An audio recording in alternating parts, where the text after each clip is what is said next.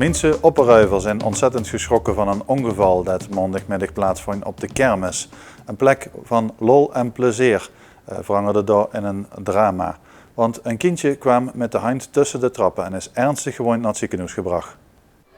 De Cakewalk, oftewel de Jimmy, het is een van de populairste attracties op de Ruiverse kermis. Elk jaar staat er, maar dit jaar ging het helemaal mis.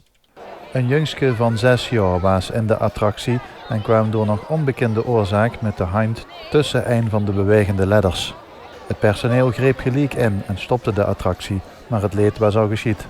Een ambulance bracht het jongske zwaar gewond naar het ziekenhuis en omdat er sprake was van ernstig letsel zelfs naar het ziekenhuis in Maastricht. Niet iedereen op de kermis had meteen door dat er wat aan de hand was, maar voor een aantal mensen die het zogen gebeuren is slachtofferhulp ingeschakeld. De attractie werd meteen na het ongeval gesloten. De politie heeft een onderzoek ingesteld over wat er nu precies is misgegaan. Kermisattracties in Nederland moeten voldoen aan strenge regels en werden regelmatig gekeurd.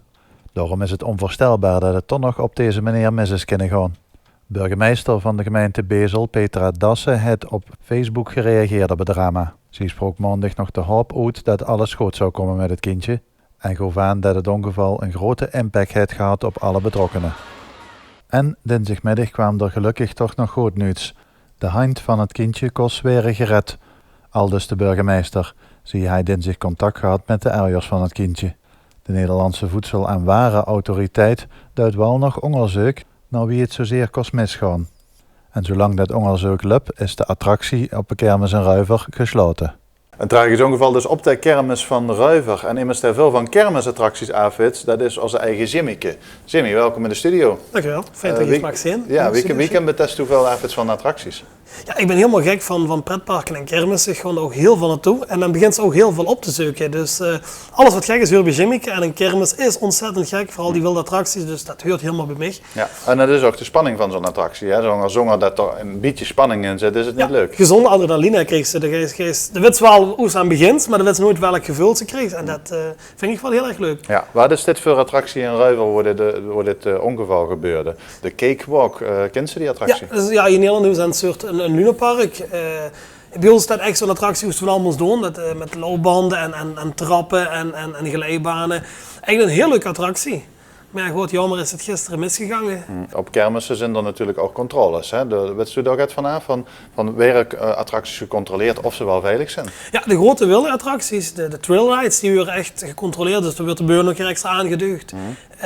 Buiten dat hebben ze ook sowieso een elektronica erin, die gecontroleerd wordt door TÜV, onder andere. En in die elektronica zit bijvoorbeeld in de beugel die niet toe is, geeft geen groen lampje en geeft geen startsignaal. Dus alles moet perfect gesloten zijn. Ook al zit er niemand in, door toch te zeggen vanaf ik kreeg ze het start zijn, ik kan ze vertrekken. Zo'n Cakewalk moest ze dus heel veel zelf doen. Ja. Hè? Bij heel veel attracties hoeven ze maar gewoon te gaan zitten. Dan zet ze neer en het vertrekt en het stopt uiteindelijk en in de rit. Maar daar begint ze dus eigenlijk een parcours af te leggen en dan moet ze eigenlijk alles doen. En dan is het makkelijker, als het moeilijke onderdelen bij. In principe is het voor iedereen haalbaar en het zal niet ontzettend onveilig zijn, want dan sluit je gewoon niet op een kermis. Nee, precies. Ja. Het is ongetwijfeld gecontroleerd. Is dat zelf een van die favoriete attracties, de Cakewalk? Nee, eigenlijk niet. Nee, waarom niet? En moest je geld betalen voor nog zelf een heel ding te doen? Nee, het loopt maar zien. Oké, dankjewel voor de komst. Alsjeblieft.